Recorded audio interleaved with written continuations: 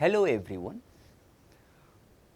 welcome to the 12th lecture of this massive open online course on philosophical foundations of social research.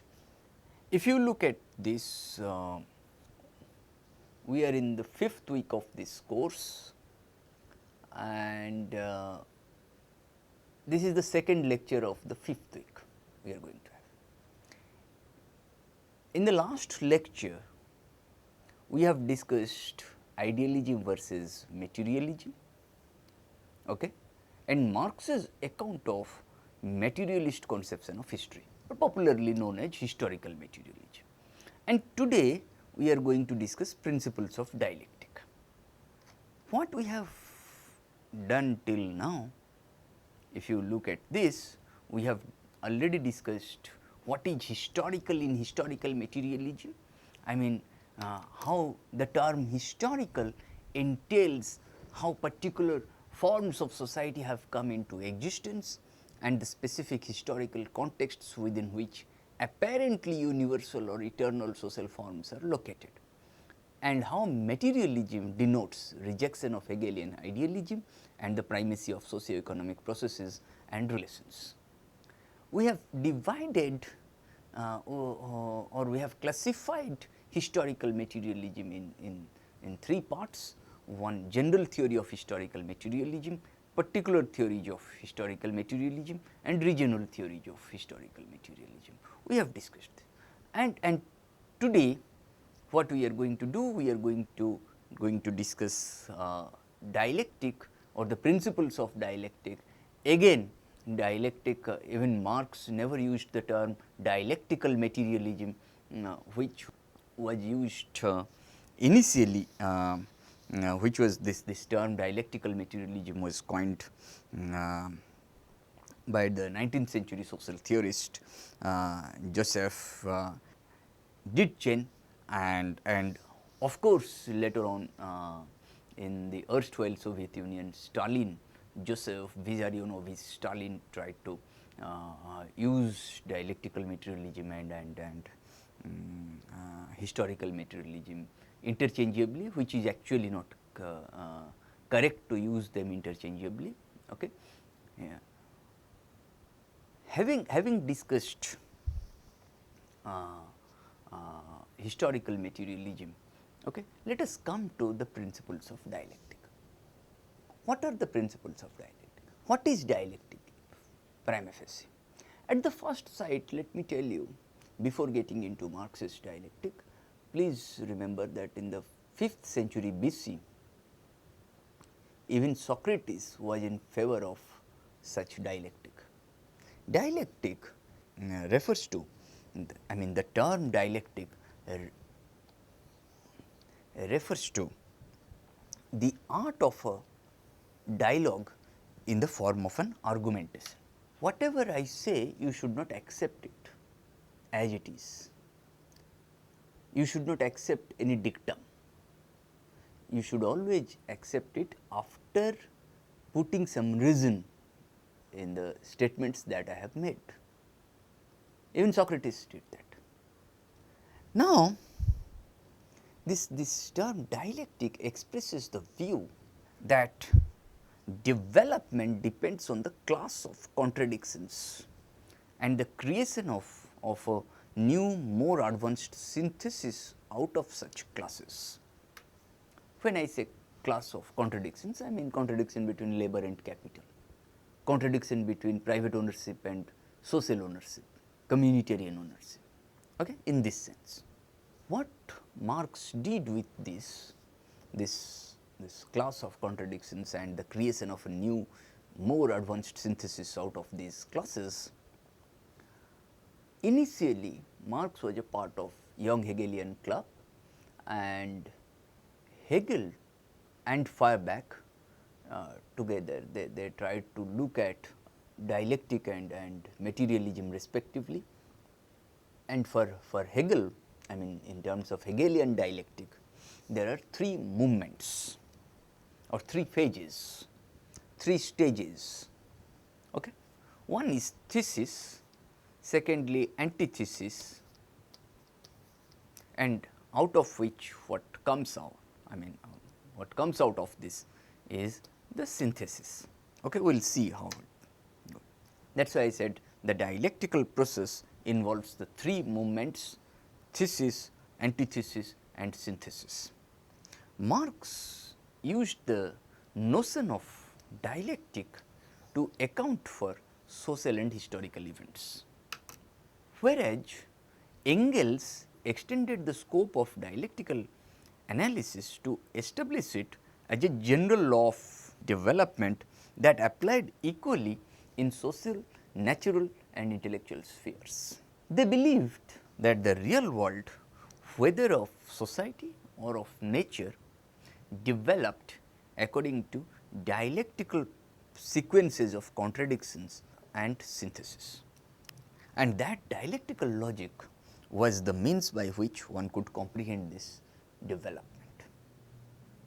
Okay. Now, drawing lessons from Hegel's dialectic and Feuerbach's materialism, both Marx and Engels have propounded the principles of dialectical and historical materialism. When Engels was deeply engrossed in studying the dialectic of nature, Marx found out their social applicability in the course of development of society. This is important. Marxist dialectic is a form of Hegelian dialectic which applies to the study of historical materialism. Marxist dialectic, which includes Engels' dialectic also Marxist, that is why I am just using. Marxist dialectic purports to be a reflection of the real world created by human species. Dialectic would thus be a robust method under which one could examine personal, social and economic behaviors.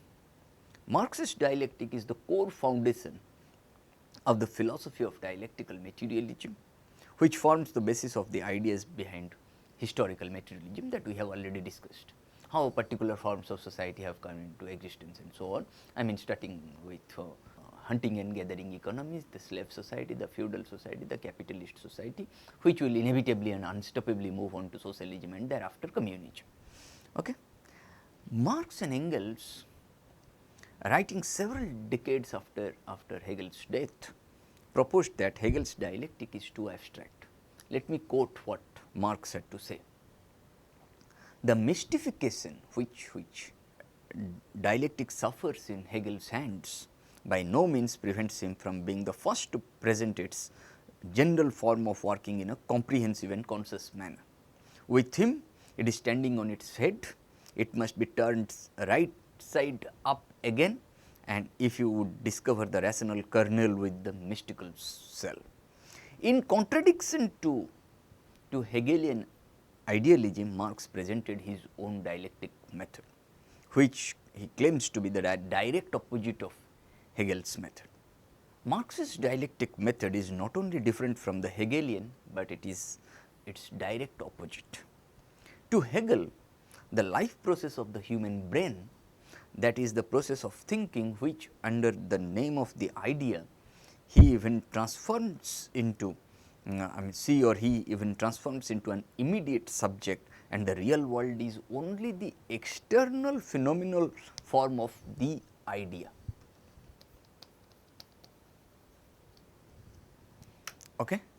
With Marx, on the contrary, the ideal is nothing less than the material world reflected by the human mind and translated into forms of thought.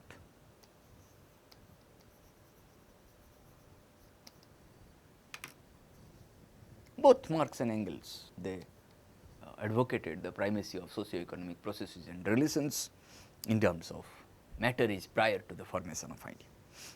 In Marxism, the dialectical method of historical study became intertwined with historical materialism, the school of thought exemplified by the works of Marx, Engels and Lenin. In the erstwhile Soviet Union, under the leadership of Stalin, Marxist dialectic became sort of dialectical materialism, a theory emphasizing the primacy of the material way of life, social praxis, social praxis over all forms of social consciousness, and the secondary dependent character of the ideal. That is why I said the term dialectical materialism was coined by the 19th century social theorist Joseph Jitgen, who used the theory to explain the nature of socialism and social development. The original popularizer of Marxism in Russia, I mean Plekhanov, used the term dialectical materialism and historical materialism interchangeably, which is actually not correct to do. For Lenin, the terms the primary feature of Marx's dialectical materialism was its application of materialist philosophy to history and social sciences. Lenin's main input in the philosophy of dialectical materialism was his theory of reflection, which presented human consciousness as a dynamic reflection of the objective material world that fully shapes its contents and structure. Later, Stalin's works on the subject established a rigid and formalistic division of Marxist-Leninist theory in the dialectical materialism and historical materialism parts. While the first was supposed to be the key method and the theory of the philosophy of nature, the second became the Soviet version of the philosophy of history. Okay? We are not much interested in the Soviet version of the philosophy of history, rather we are interested in the first version. We want to understand the principles of dialectic and historical materialism prima facie separately, and then we will try to understand historical materialism and the principles of dialectic in understanding nature, in understanding science, in understanding ideology, in understanding knowledge and so on. Engels proposed that nature is dialectical and thus in anti-Dühring. Okay. He said that the negation of negation is a very simple process. We will see what he means by the negation of negation. It is a very simple process which is taking place everywhere and every day, which any child can understand as soon as it is stripped of the well of mystery in which it was enveloped by the old idealist philosophy. In Dialectic of Nature, Engels said, probably the same gentlemen who up to now have decried the transformation of quantity into quality as mysticism and incomprehensible transcendentalism will now declare that it is indeed something quite self-evident, trivial and commonplace, which they have long employed, and so they have been taught nothing new. But to have formulated for the first time in its universally valid form of general law of development of nature, society and thought will always remain in an act of historic importance. Marx's dialectic is exemplified in Das Kapital, in Capital, in which outlines two central theories. One is surplus value. Okay, we have already discussed surplus value in the last class, and the materialist conception of history. We have already discussed in the last class. Marx explains dialectical materialism this way. In its rational form, it is scandal and abomination to bourgeoisdom and its doctrinaire professors, because it includes in its comprehension an affirmative recognition of the existing state of things, at the same time also the recognition of the negation of that state of its inevitable breaking up, because it regards every historically developed social form as in fluid development I mean fluid movement, and therefore takes into account its transient nature not less than its momentary existence, because it lets nothing impose upon it and is in its essence critical and revolutionary. And for this reason, class struggle, class conflict is the primary contradiction to be resolved by Marxist dialectic. Because of its central role in the social and political lives of a society, nonetheless Marx as well as Marxists developed the concept of class struggle to comprehend the dialectical contradictions between mental and manual labor, as we have said, class of contradictions, if you look at these contradictions between labor and capital, between private ownership and social ownership, between manual and mental labor. Okay. There is such contradiction between the northern hemisphere and the southern hemisphere, I mean between the developed countries and developing countries. Okay. Hence, the philosophic contradiction is central to the development of dialectic, the progress from quantity to quality, the acceleration of gradual social change, the negation of the initial development of the status quo, I mean the negation of that negation, and the high level recurrence of features of the original status quo. Okay. We will see then what are the principles of dialectic. Okay. There are three principles of dialectic initially. One is quantitative changes lead to qualitative changes and vice versa, interpenetration of opposites, I mean unity and struggle of opposites, and thirdly the principle of negation of negation. Okay. We will see how it operates. Okay. The first one, the first principle that is, I mean quantitative changes lead to qualitative changes and vice versa. This one Hegel took from ancient Greek philosophers, notably the paradox of the heap and explanation by Aristotle, and it is equated with what scientists call phase transitions. It may be traced to the ancient philosophers, particularly Anaximenes, from whom Aristotle, Hegel and Engels inherited the concept. For all these authors, one of the main illustrations is the phase transitions of water. There has also been an effort to apply this mechanism to social phenomena, whereby population increases result in changes in social structure. The law of the passage of quantitative changes into qualitative changes can also be applied to the process of social change and social conflict. Okay. The second law that is interpenetration of opposites, I mean unity and struggle of opposites, that is the second law which originates with the ancient philosopher Heraclitus, was seen by both Hegel and Lenin later on as the central feature of a dialectical understanding of things. Okay. It is in this dialectic as it is here understood, that is in the grasping of oppositions in their unity, or of the positive in the negative, that speculative thought consists.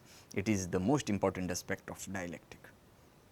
The splitting, that is what Hegel wrote in Science of Logic, and Lenin in his collected works volume 38, he wrote, I mean on the question of dialectics, that the splitting of a single whole, the second one, the second one, okay, interpenetration of opposites, I mean unity and struggle of opposites, the splitting of a single whole and the cognition of its contradictory parts is the essence, I mean one of the essentials, one of the principal, if not the principal characteristic features of dialectic. This is precisely how Hegel puts the matter.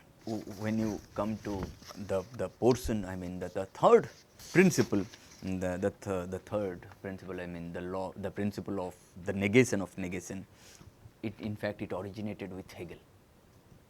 Although Hegel coined the term negation of the negation, it gained its fame from Marx's using it in Capital Volume 1. There Marx wrote, "The death knell of capitalist private property sounds. The expropriators or capitalists, okay, are expropriated. The capitalist mode of appropriation, the result of the capitalist mode of production, produces capitalist private property." This is the first negation or antithesis, okay, of individual private property. The first negation or antithesis negates the thesis, which in this instance is feudalism, okay, the economic system that preceded capitalism. But capitalist production begets with the inexorability of law of nature its own negation. I mean the final the synthesis, the final communism is the negation of that negation. Okay. Engels as well as Marx, they used these three principles of dialectic, namely quantitative changes lead to qualitative changes, then unity and struggle of opposites, I mean interpenetration of opposites, the principle of negation and so on throughout their works. And that is why I said, I mean if you look at Marxist dialectic, that class struggle is the primary contradiction to be resolved by Marxist dialectic because of the central role, because of its central role in the social and political lives of a society. Nevertheless, Marx and his followers developed the concept of class struggle to comprehend the dialectical contradictions between mental and manual labor, labor and capital, town and country, and so on. As the most comprehensive and profound doctrine of development and the richest in content, Hegelian dialectic was considered by Marx and Engels the greatest achievement of classical German philosophy. The great basic thought, Engels writes, that the world is not to be comprehended as a complex of ready-made things, but as a complex of processes in which the things apparently stable no less than their mind images in our heads. The concepts go through an uninterrupted change of coming into being and passing away. This great fundamental thought has, especially since the time of Hegel, so thoroughly permeated ordinary consciousness that in its generality it is now scarcely ever contradicted. But to acknowledge this fundamental thought in words and to apply it in reality in detail, each domain of investigation are two different things. For dialectical philosophy, nothing is final, nothing is absolute, nothing is sacred. It reveals the transitory character of everything and in everything. Nothing can endure before it except the uninterrupted process of becoming and of passing away, of endless ascendancy from the lower to the higher. And dialectical philosophy itself is nothing more than the mere reflection of this process in the thinking brain. Thus, according to Marx, dialectic is the science of the science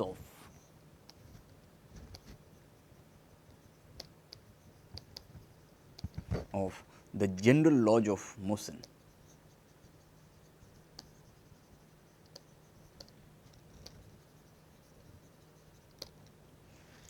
Both of the external world and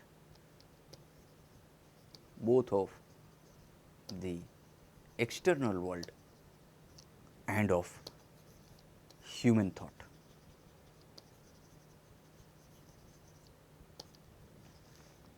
Lenin describes his dialectical understanding of the concept of development. What is this kind of dialectical way of development for in Marxist scholarship?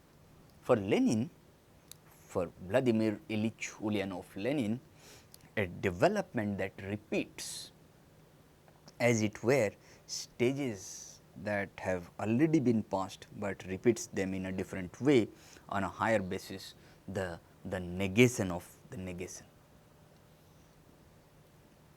A development, so to speak, that proceeds in spirals, not in a straight line, a development by leaps, catastrophes and revolutions breaks in continuity and the transformation of quantity into quality. Okay.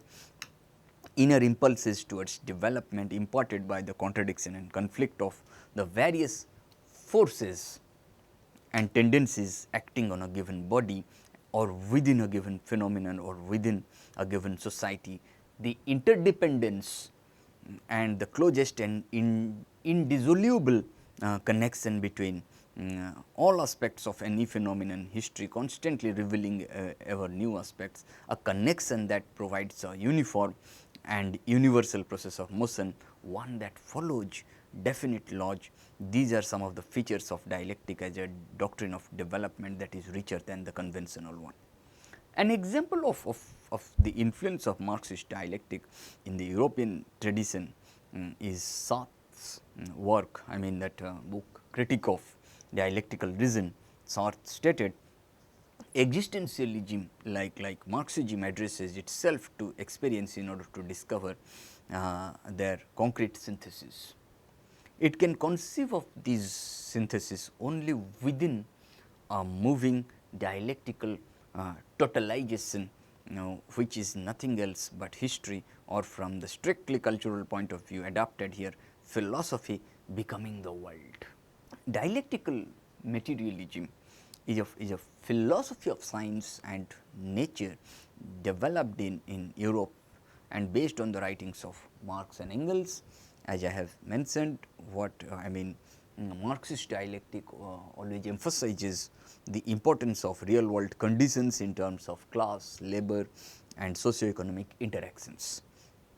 This is in contrast to the Hegelian form of dialectic, which emphasizes the observation that contradictions in material phenomena could be resolved by analyzing them and synthesizing a solution whilst retaining their essence.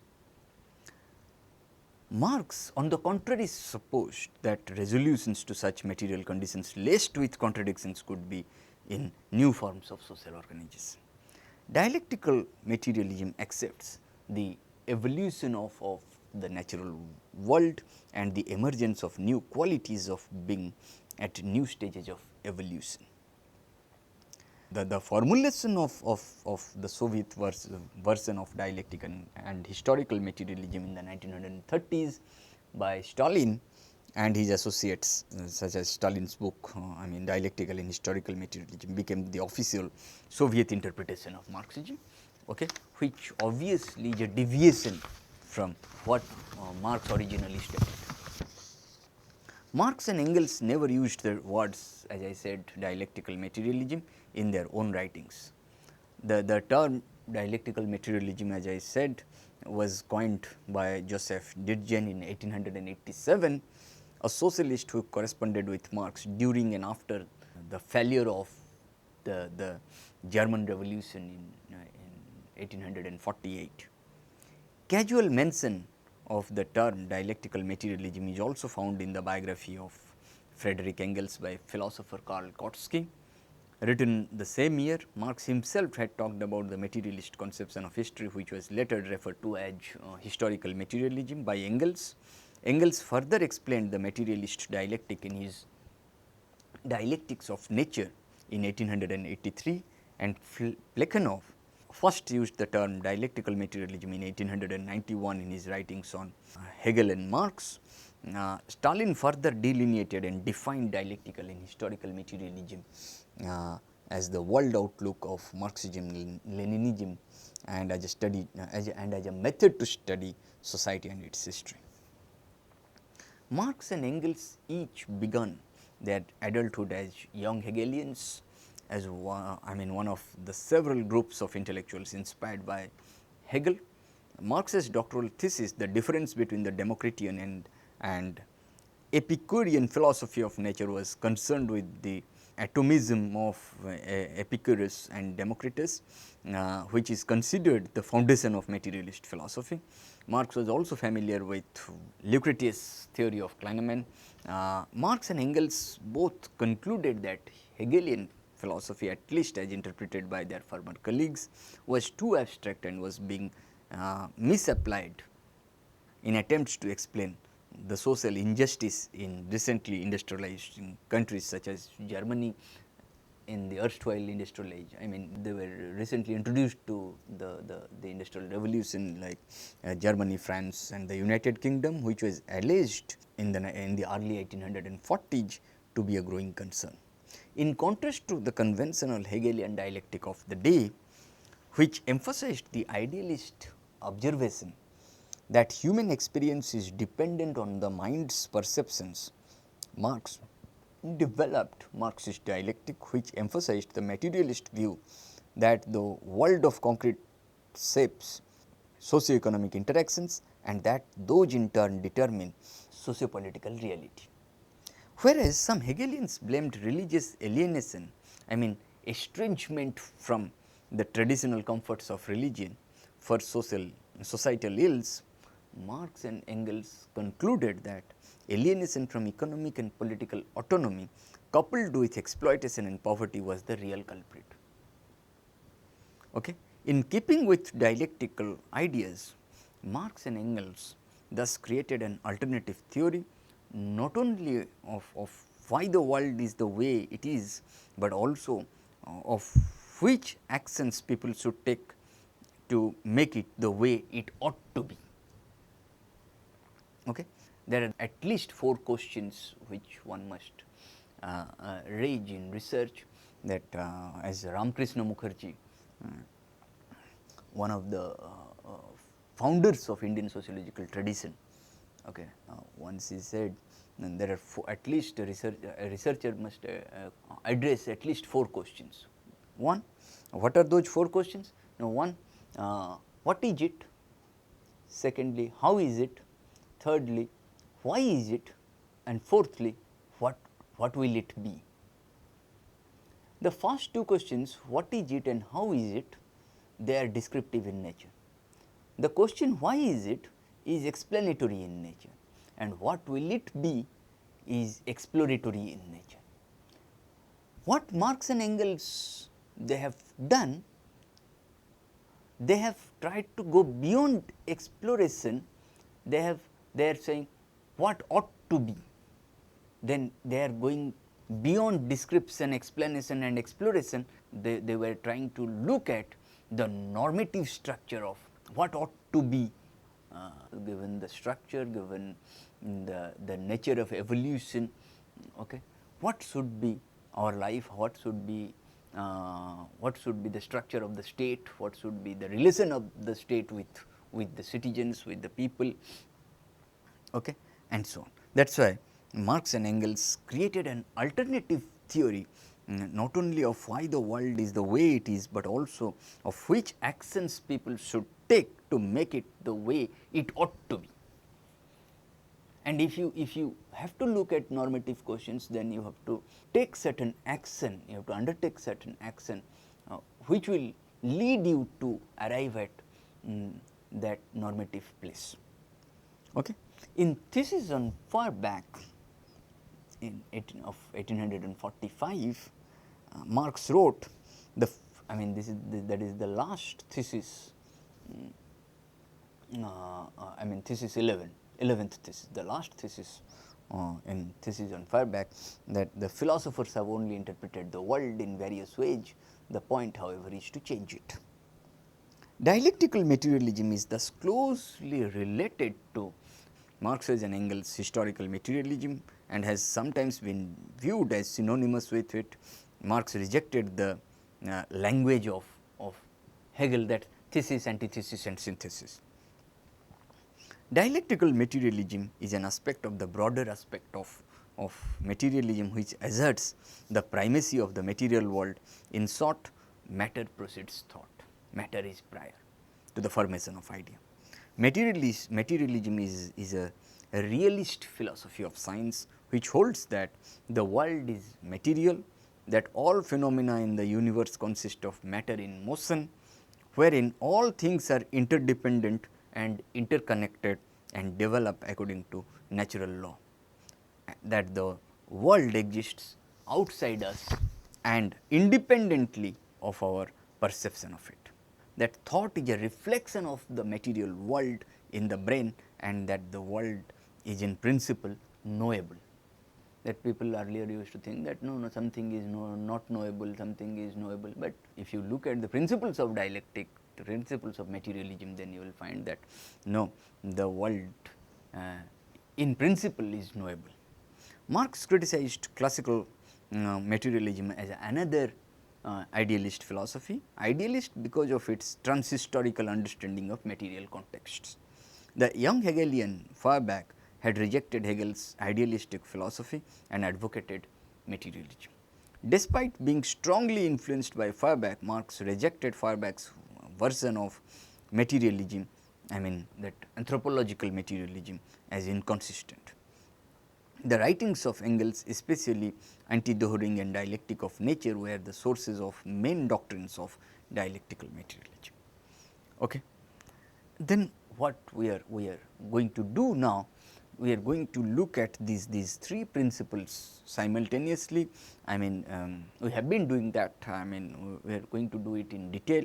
That the concept of dialectical materialism, I mean, emerges from statements by Marx in the second edition preface to the magnum opus Das Kapital. There Marx says he intends to use Hegelian dialectic, but in a revised form. He defends Hegel against those who view him as a dead dog, and then says, I openly avoid myself as the pupil of that mighty thinker Hegel.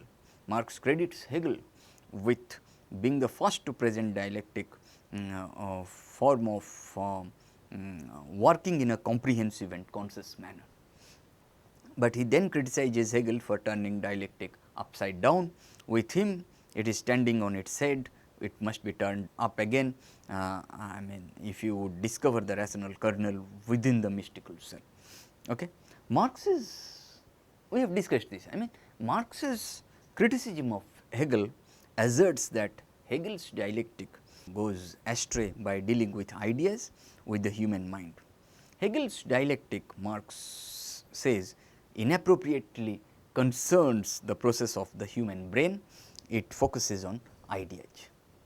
Hegel's thought is in fact sometimes called dialectical idealism, and Hegel himself is counted a number of other philosophers known as German idealists.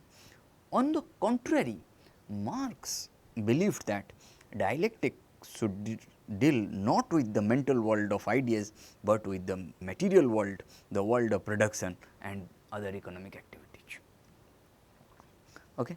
For Marx, human history cannot be located in a neat a priori schema. A priori means prior to empiricism, prior to experience.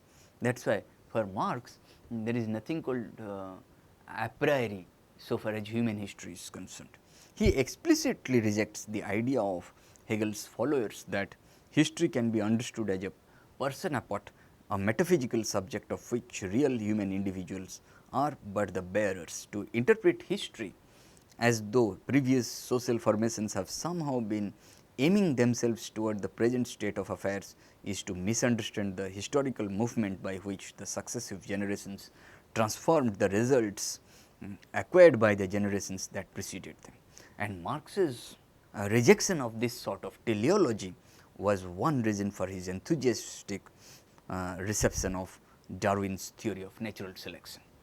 In fact, Marx wanted to dedicate the first volume of Capital to Darwin, which Darwin disagreed. I mean, that controversy apart. For Marx, dialectic is not a formula for generating predetermined outcomes, but is a method for the empirical study of social processes in terms of interrelations, development and transformation. In his introduction to, if you look at his works on Capital,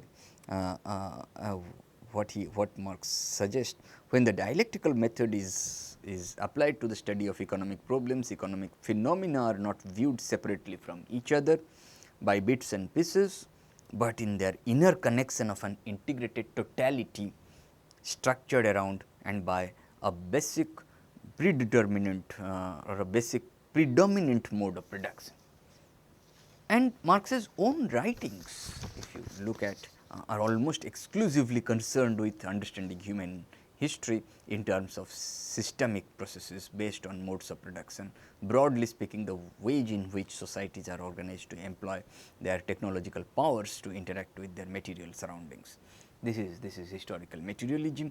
More narrowly, within the framework of this general theory of history, most of Marx's writings are devoted to an analysis of the specific structure and development of the capitalist economy. For his part, Engels applies a dialectical approach to the natural world in general, arguing that contemporary science is increasingly recognizing the necessity of viewing natural processes in terms of interconnectedness. They are not isolated categories. Okay? In terms of interconnectedness, in terms of their development, in terms of their transformation, in terms of their change and so on. Some scholars have doubted Engels' dialectic of nature as a legitimate extension of Marx's approach to social processes. But of course, other scholars have argued that despite Marx's insistence that human beings are natural beings in an evolving mutual relationship with the rest of nature, Marx's own writings pay inadequate attention to the ways in which human agency is constrained by such factors as biology, geography and ecology. Okay. Engels postulated, Engels and Marx postulated these laws of these principles of dialectic from their reading of Hegel's Science of Logic. This is how in fact, in dialectic of nature Engels propounded this kind of, Engels elucidated these principles, these laws of the materialist dialectic. After reading Hegel's Science of Logic in 1914, Lenin made some brief notes outlining three elements of logic, that is the determination of the concept out of itself, the contradictory nature of the thing itself and the union of analysis and synthesis. Okay. It is not much different from what Engels and Marx had said. Lenin develops these in a further series of notes and appears to argue that the transition of quantity in quality, quantity into quality and vice versa is an example of the unity and opposition of opposites expressed tentatively as not only the unity of opposites, but the transitions of every determination, quality, feature, side, property into every other. Okay. In his essay on the question of dialectic, Lenin stated development is the struggle of opposites. He stated the unity, coincidence, identities, equally action of opposites is conditional, temporary, transitory, relative. The struggle of mutually exclusive opposites is absolute, just as development and motion are absolute. In materialism and empirico-criticism, Lenin explained dialectical materialism as three axes. One, the materialist inversion of Hegelian dialectic. Secondly, the historicity of ethical principles ordered to class struggle, and thirdly, the convergence of laws of evolution in physics, I mean Helmholtz, biology, Darwin, and in political economy, Marx. Hence, Lenin was philosophically positioned between historicist Marxism and determinist Marxism, a political position close to social Darwinism in the works of Karl Kautsky. Moreover, late 20th century, discoveries, late 19th century, late 20th century discoveries, X-rays, electrons and the beginning of quantum mechanics philosophically challenged previous conceptions of matter and materialism, thus matter seemed to be disappearing. And in this context, Lenin strongly disagreed.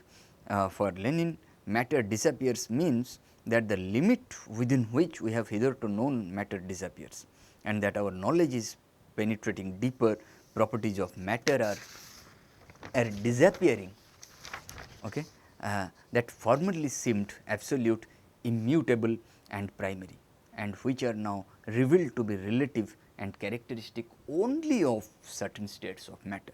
For the sole property of matter with which recognition philosophical materialism is bound up is the property of being an objective reality of existing outside of the mind. Lenin was developing the work of Engels, who said that with each epoch making discovery, even in the sphere of natural science, materialism has to change its form. One of Lenin's challenges was distancing materialism as a viable philosophical outlook from the vulgar materialism expressed in the statement that the brain secretes thought in the same way as the liver secretes bile, attributed to 18th century physician Cabanis. That metaphysical materialism, matter composed of immutable particles, and 19th century mechanical materialism, that matter as random molecules interacting the laws of, as per the laws of mechanics. The philosophic solution that Lenin and Engels proposed, that dialectical materialism, wherein matter is defined as objective reality, theoretically consistent with new developments occurring in the sciences. Lenin reassessed Feuerbach's philosophy and concluded that it was in line with dialectical materialism, though Marx was vehemently opposed to Feuerbach's materialism in his thesis on Feuerbach. Okay. Now, then in this lecture what we have discussed? In this lecture we have discussed how the term dialectic is refers to the art of dialogue or I mean art of a dialogue in the form of an argumentation, how the term dialectic expresses the view that development depends on the class of contradictions and the creation of a new more advanced synthesis out of such classes. The dialectical process involves three movements. I mean this is a Hegelian dialectical process which Marx later on rejected. I mean three movements: thesis, antithesis and synthesis. Marx used the notion of dialectic to account for historical, social and historical events, and Engels extended the scope of dialectical analysis to establish it as a general law of development that applied equally in social, natural and intellectual spheres. The real world, I mean they believed, both Marx and Engels believed that the real world, whether of society or nature, developed during according to dialectical, I mean according to I mean this real world, whether of society or nature, developed according to dialectical sequences of contradiction and synthesis, and that dialectical logic was the means by which one could comprehend this development. Drawing lessons from Hegel's dialectic and Feuerbach's materialism, both Marx and Engels have propounded the principles of dialectical and historical materialism. When Engels was deeply engrossed in the dialectic of nature, Marx found out their social applicability in the course of the development of society. The principles of dialectic in short are threefold.